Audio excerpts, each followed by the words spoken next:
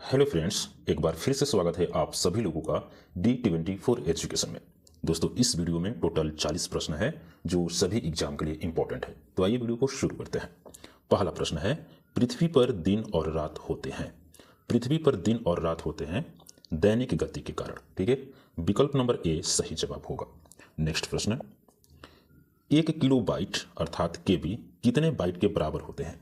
तो 1 KB 1024 bite के बराबर होते हैं। विकल्प नंबर ए सही जवाब होगा। नेक्स्ट प्रश्न, 3 नंबर प्रश्न है, इंटरनेट के पते में पद HTTP का सही विस्तृत रूप है।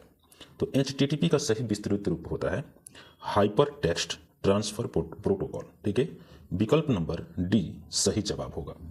यहाँ पे 4 नंबर प्रश्न है, अगुलहास धारा किस महासागर में बहती है? तो अगुलहास धारा बहती है आपको हिंद महासागर में। विकल्प नंबर बी सही जवाब होगा। नेक्स्ट प्रश्न, पृथ्वी का सबसे भीतर वाला भाग क्रूड किसका बना होता है? तो क्रूड बना होता है लोहा और निकेल का। विकल्प नंबर डी सही जवाब होगा। नेक्स्ट प्रश्न है, मैग्नीज के उत्पादन में भारत का दूसरा स्थान है। दोस्तों, ये बात तो पक्का हो गया कि भारत का दूसरा स्थान है मैग्नीज में। प्रथम देश कौन सा है? तो प्रथम देश है रूसी संघ। रूसी संघ। ठीक है, विकल्प नंबर बी सही जवाब होगा। दोस्तों, रूसी संघ बहुत पहले होता था, अब तो रूस ही हो गया है, तो रूस सही जवाब होगा। नेक्स्ट प्रश्न है दोस्तों, यहाँ पे 7 नंबर प्रश्न है, कौन देश कोयले का सबसे बड़ा उत्पादक है?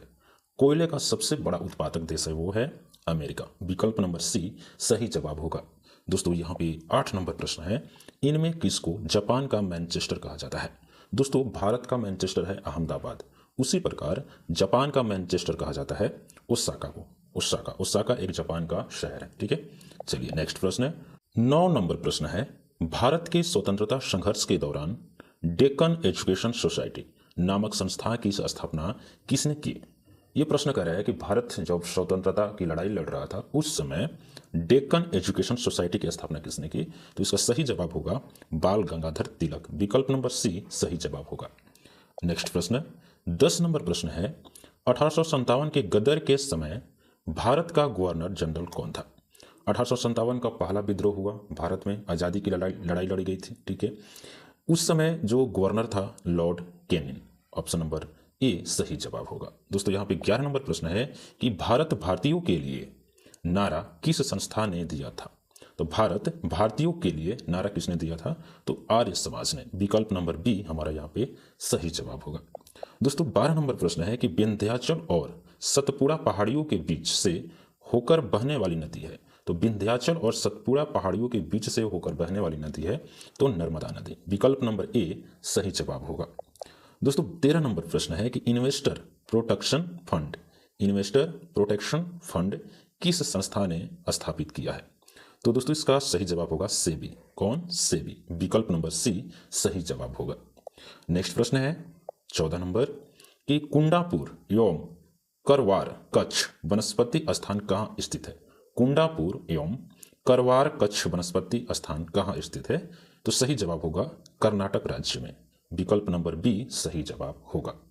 यहाँ पे 15 नंबर प्रश्न है कि भारत की प्रथम बहुउद्देशीय परियोजना किस नदी पर बनाई गई थी?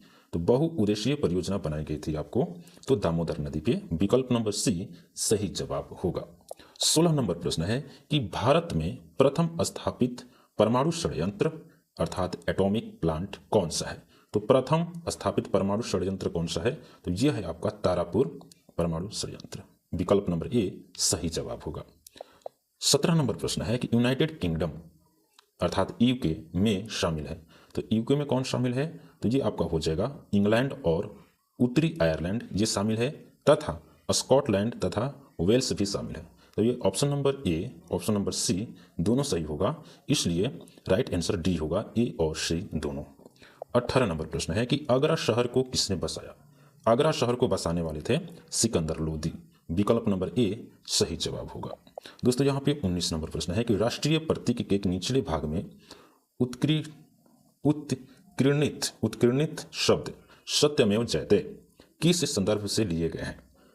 राष्ट्रीय प्रतीक के निचले भाग में उत्कीर्णित शब्द सत्यमेव जयते किस संदर्भ से लिए गए हैं? तो मुद्गकोपनिषद से। विकल्प नंबर सी सही जवाब है। यहाँ पे 20 नंबर प्रश्न है कि अशोक के शिलालेखों की लिपि क्या है। तो अशोक की शिलालेखों की लिपि जो है वो है आपका ब्राह्मी। ब्राह्मी है, ठीक है, ब्राह्मी भाषा में लिखा गया है। विकल्प नंबर बी सही जवाब होगा। 21 नंबर प्रश्न है कि बिहू निम्नलिखित में से किसका लोकप्रिय उत्सव है। तो बिहू उत्सव है आपका असम के। विकल्प नंबर ए सही जवाब होगा। अगला प्रश्न है कि विवेकानंद रॉक मेमोरियल कहाँ स्थित है। विवेकानंद रॉक मेमोरियल स्थित है तमिलनाडु में। विकल्प नंबर डी सही जवाब होगा। 23 नंबर प्रश्न है कि महात्मा गांधी को राष्ट्रपिता के रूप में उल्लेख सबसे पहले किसने किया था। यह प्रश्न कह रहा है कि महात्मा गांधी को पहली बार राष्ट्रपिता कहकर किसने संबोधित किया। तो सही जवाब होगा सुभाष चंद्र बोस। विकल्प नंबर ए सही जवाब होगा। 24 नंबर प्रश्न है कि प्रथम गोलमेज सम्मेलन कहाँ हुआ था। तो प्रथम गोलमेज सम्मेलन हुआ था आपका लंदन में। विकल्प नंबर बी सही जवाब होगा।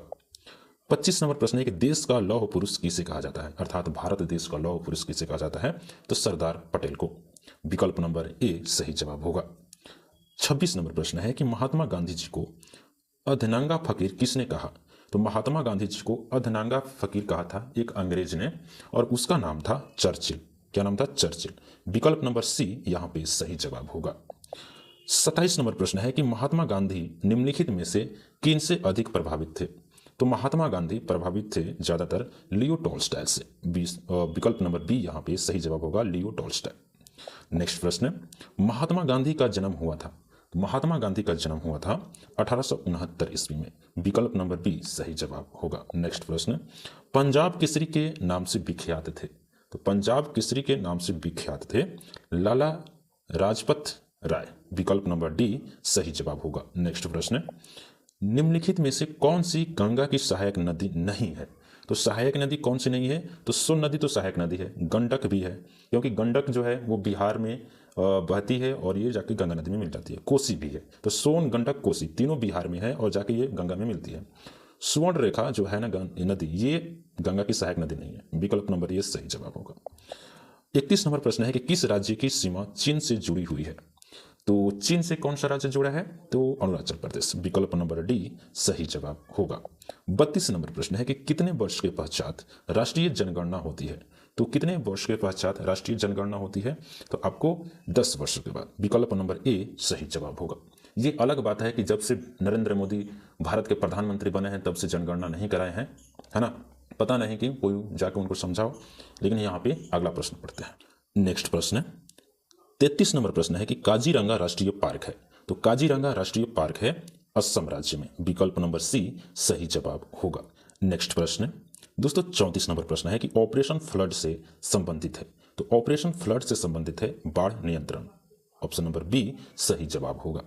यहाँ पे नेक्स्ट प्रश्न है कि धान की खेती के लिए उत्तम मिट्टी कौन सी है।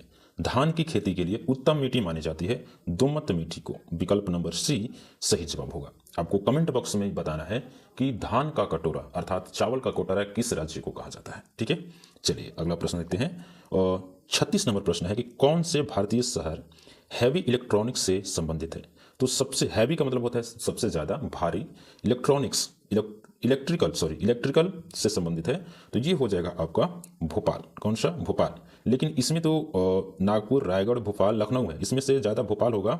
लेकिन सबसे ज़्यादा की बात करें तो यहाँ पे बेंगलोर होना चाहिए था। बेंगलोर में भी ज़्यादा इलेक्ट्रिकल्स मिलते हैं, ठीक है, इलेक्ट्रॉनिक के सामान होते हैं, ठीक है। तो अभी इनमें से सबसे ज़्यादा होगा भोपाल ही, ठीक है। 38 नंबर प्रश्न है कि राणा प्रताप सागर संबंधित है। राणा प्रताप सागर संबंधित है तो आपको जल विद्युत से। विकल्प नंबर डी हमारा सही जवाब होगा। नेक्स्ट प्रश्न, पृथ्वी और सूर्य के बीच अधिकतम दूरी किस तिथि को होती है। तो पृथ्वी और सूर्य के बीच अधिकतम दूरी होती है आपको 4 जुलाई को। विकल्प नंबर सी सही जवाब होगा। नेक्स्ट प्रश्न देखते हैं। 40 नंबर प्रश्न है कि भारत के राज्य चिन्ह में प्रयुक्त होने वाला शब्द सत्यमेव जयते किस उपनिषद से लिए गए हैं। तो सत्यमेव जयते उपनिषद है आपका मुंडक उपनिषद से, ठीक है। विकल्प नंबर बी यहाँ पे सही जवाब होगा। दोस्तों ये रहे टोटल 40 प्रश्न जो मोस्ट इंपॉर्टेंट थे, वेरी इंपॉर्टेंट थे। जितने भी प्रश्न थे एग्जाम में आने वाले हैं, ठीक है। मेरी पूरी उम्मीद है कि ये सेशन आपको जरूर पसंद आई होगी, ये वीडियो आपको जरूर पसंद आई होगी, ठीक है। तो वीडियो पसंद आया तो वीडियो को लाइक कीजिए, मेरी मेहनत के लिए चैनल को सब्सक्राइब कर दीजिए, ठीक है। और इस तरह के वीडियो देखने के लिए आपको ज़्यादा फायदा होगा। मिलते हैं अगले वीडियो में। बहुत बहुत धन्यवाद।